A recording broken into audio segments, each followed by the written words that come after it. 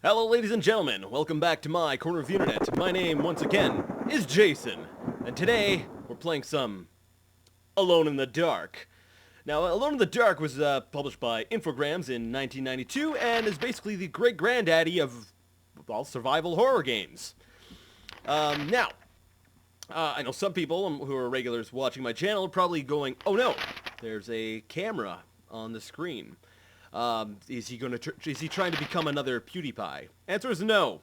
I figured we're coming up on October, the month of Halloween, and spooky things. And I figured, what better way to get into Halloween in October than to play some spooky games. So I figured, nobody tends to play on camera, scare cam, old DOS games, so let's go ahead and play Alone in the Dark, pretty much blind.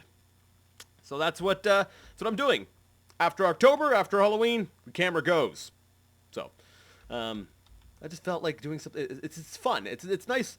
I don't know. For some reason, it feels like there's more people here, even though I'm not looking at any. Just because you guys can see me, for some reason, it feels good. I guess it's like a drawing your energy. But anyways, let's go ahead and start the game. So we'll go ahead and begin a new game. Now, I played the demo when I was younger, but I never actually really got anywhere in the game. So let's go ahead. We can start as either a girl or a guy. Let's listen to both their stories. And see which one we want to play as. So let's start with her because she was the first one highlighted. The attorney's letter came as a deep shock to me. My Uncle Jeremy had died by his own hand. The coroner's report was unequivocal. He hanged himself in the loft. Voice acting. Initial surprise and distress past, I considered the news. It seemed clear that Derceto had exercised a thoroughly morbid influence on my uncle's mind. Derceto, I That feel like... creaking old mansion with its unusual tales, its secret library door, the ancient upstairs clock, all those occult books that my uncle could not resist reading in spite of his fragile nerves. Fate had pointed its finger. Derceto had trapped its prey. Mr. McCarthy, the family lawyer, suggested selling the old house. I immediately opposed the idea. Oh, Derceto's the name of the house or the property. Okay. I was like, I'm going to have to remember this Derceto name. My duty is clear. I must go to Derceto. I tremble at the thought of those dark corridors, those brooding portraits. Yet I am convinced that Uncle Jeremy left a note, a letter of some kind explaining his fateful decision. Might just be wishful thinking. I remember his voice saying, "Look at the piano, Emily. Look harder. Maybe the secret drawer will yield up an explanation." I have the feeling things will not be so simple. Life is a mystery containing more mysteries. Jeremy taught me that much. Now is the time to confront the mysteries. Derceto is waiting for me. I pray that my fear is nothing more than the fruit of my imagination. Nothing will ever persuade me that my uncle was insane. But why did he, according to the police report, block the loft window with the old wardrobe? Having played the demo when I was younger, it almost feels like they're dropping hints within the story. So let's go here with the other guy's story is and see if we want to play as him. Maybe he'll drop us more clues. On my door, a dull brass plate says Private Detective. The few friends I have call me Carnby. The others call me the Reptile. I don't care to think what my banker calls me. These days, I leave my letters unopened. Bills and threats to send in the receivers just ruin my day. And he sounds like such a happy guy to begin with. When an antique dealer called Gloria Allen contacted me, I slipped into my best shirt, holstered my .38, and got to her shop as fast as I could. I was expecting something sordid. Blackmail, probably. I wonder if he got faster than he talks. Boy, was I wrong. What I was asked to do was visit a property called Dersetto and find a piano in the loft. It was an old piano with secret drawers. The kind people who buy stuff in antique stores go crazy over. The Dersetto house is supposed to be piled high with classy junk. Furniture, books, paintings. It looked like whoever owned Dersetto was about to get cleaned out. I was going to bring up the subject of money when Gloria Allen handed me $150 and a key. I kept myself from grinning at the thought of my banker's surprise. He doesn't like his victims getting away. Bit of context. The game takes place in the 1920s, Louisiana. So $150 is probably, well, it's worth a lot more than it is now. So, not bad. I looked over a copy of the police report. The former owner of Dersetto, a guy called J. Hartwood, had hanged himself in the loft. The coroner concluded it was a clear-cut case of suicide. I promised Gloria Allen I'd give the place a look over. My report will be ready in a couple of days. I've been reading up on the history of the old house.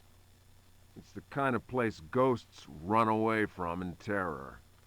Grisly murders, curses, lunacy. Luckily, devil worship makes me smile. So, this is my idea of a paid vacation. So the voice acting in the first little bit's passable. I think it would have been a little bit better if he would have talked quicker. Like, come on, I want to get into the game. All right, so you know what? I know that the second and third Alone in the Darks follow this guy, so in case I ever want to play those, we'll say for continuity's sake, I'm going to go with him. So let's go ahead and start the game.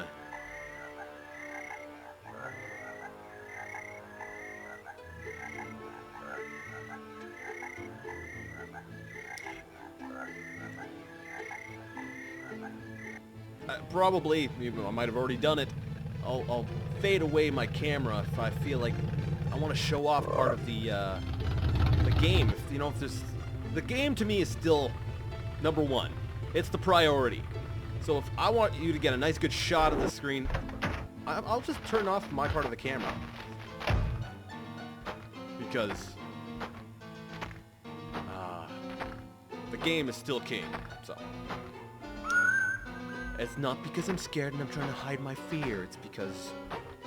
Oh, there's a creepy hand. Oh, two of them. Yeah, it's... Like I said, I would rather not be seen as a scare cam wannabe guy.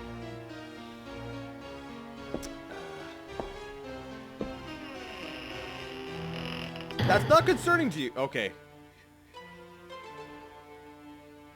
But he didn't want to close the doors on his own. It always interests me in these old stories where the door opens up and closes on its own, but people are just like, ugh, I'll just keep going. It's 1920s Louisiana. It's not like they had automatic doors.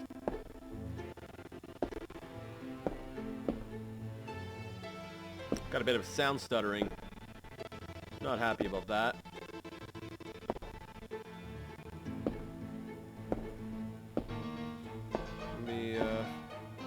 when the game actually starts, because I don't want to mess anything up. I don't want to ruin this beautiful cutscene. Look at those graphics. Look at the graphics. I'm gonna try to turn up the cycles in DOSBox and maybe see if that'll get things running a little bit better. But at the time, this was cutting edge. Those are real-time rendered polygons. So basically, as Carnby, we're basically walking our way up to the loft, as he called it. Okay. The demo, I believe, actually only included the loft. I never left the loft, so everything I'm seeing right now is actually brand new. This I recognize. All right, let's see. Turn up the cycles a bit. All right, so let's look around here. Now, Emily, I think, Hartwood, she had mentioned something about pushing the wardrobe in front of a window, and she was wondering why that was. I'm going to actually go ahead and, we'll say, save my game, because I'm terrified right now. I'm terrified. Yeah, I'm scared. We'll say start. Why? I don't know. I could have just restarted the game, right? Anyways, let's go check the compartment in the piano. Why did I sidestep the wardrobe thing? Because I'm trying to play in character. Like I said, the only thing I actually know what's coming is the loft. So basically what you do is you press enter, and then you're given you got your action menu. Now when you get items, they will show up on the top part of the screen,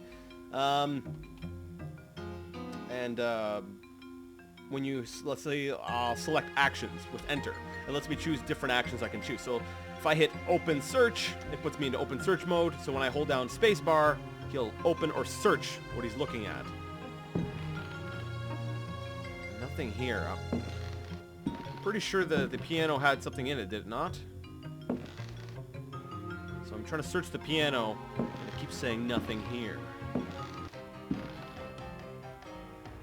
What is that sound? Ah, I found a letter beyond the piano. Look at the window. Ta-da! Some kind of otherworldly monster has just jumped through the window. So I'm going to go ahead and hit enter, choose my actions, and I'm going to choose fight. This thing is coming after me. Come on. I'm ready for ya.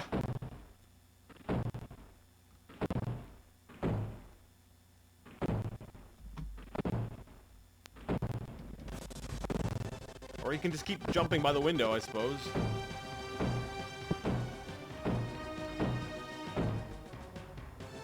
I think he's stuck. Alright, well, let's try to kick him.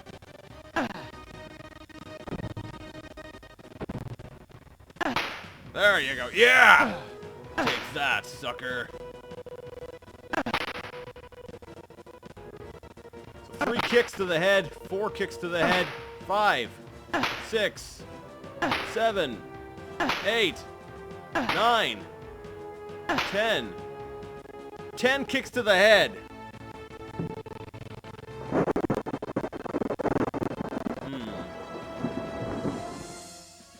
I'll have that stuttering fixed for next time. So let's go ahead and do what Mr. Hartwood did, Jeremy Hartwood, and we'll use the push action to push the wardrobe in front of the window.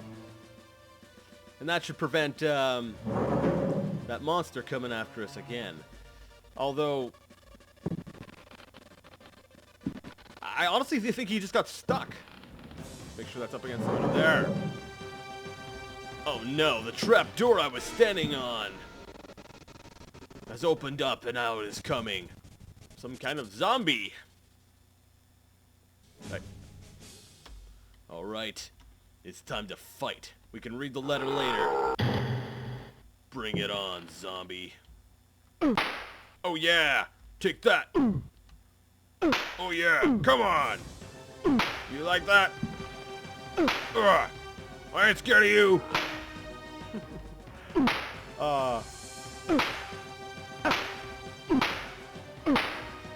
Yeah!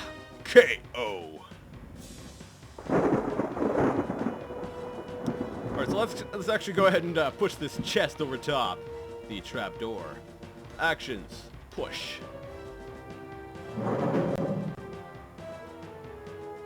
Now, I love that you basically... well, you'll see in a second. I love, actually, the action system. It's a little bit clunky. But yeah, now the guy can't open up the trap door. So now we can basically continue exploring the attic in peace. Unless they added something that else that wasn't in the demo. And then I'm going to be taken by complete surprise. Because this is about as far as I made it as a kid. So let's go actions, open, search, and let's see what's in this chest. Oh, look! It's a rifle. A pump-action rifle. It's a fairly large bore. Okay. I was gonna say it was a shotgun, but... Alright, so I think what I'll do... Let me see here. Is anything over here? I love the different angles. And you can definitely see that this... how this game was basically the inspiration for... a lot of the games that came after, like Resident Evil and such. So I find a book. No kidding, I went over to the bookshelf and I found a book.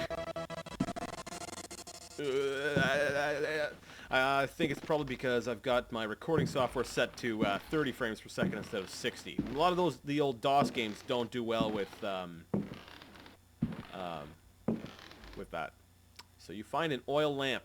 I'll take it.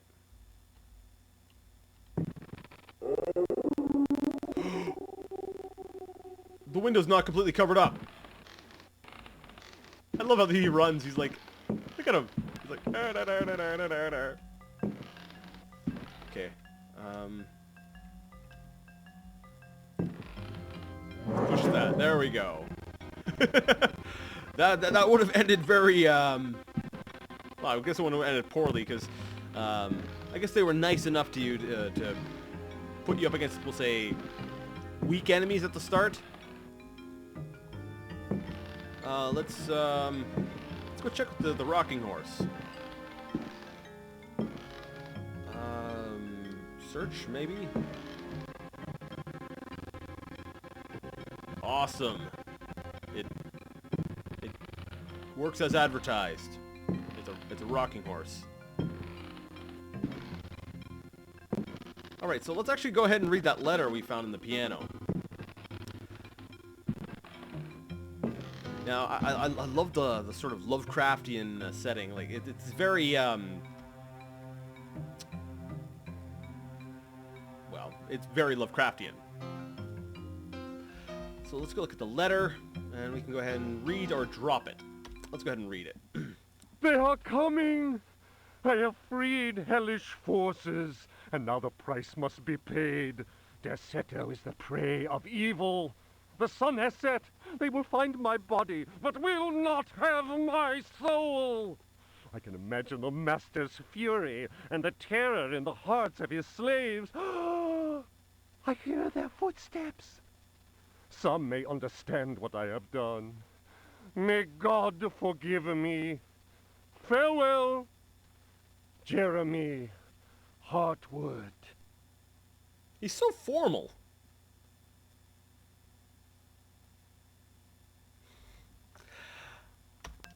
I don't like the voice acting. It's taking my job away. I'm like, I want to narrate this. Alright, well, let's go ahead and save the game here. We'll call it Start, because we're off to a good start. So, you know, I'm going to go ahead and cut it here. So I can fix the stuttering things. I don't want those to be plaguing the rest of this playthrough, so we'll go ahead and cut it there, and I'll have things fixed for the next installment. Yeah. So, I'd like to thank you all so much for watching, and if, we'll see if having my ugly face up in the corner bothers you, let me know. I'll get rid of it. If you like it, let me know. If you like the game choice, let me know. If you want to say anything, please do. I want to hear from you. Really, I'm not just saying that. Yeah. Until next time, game on.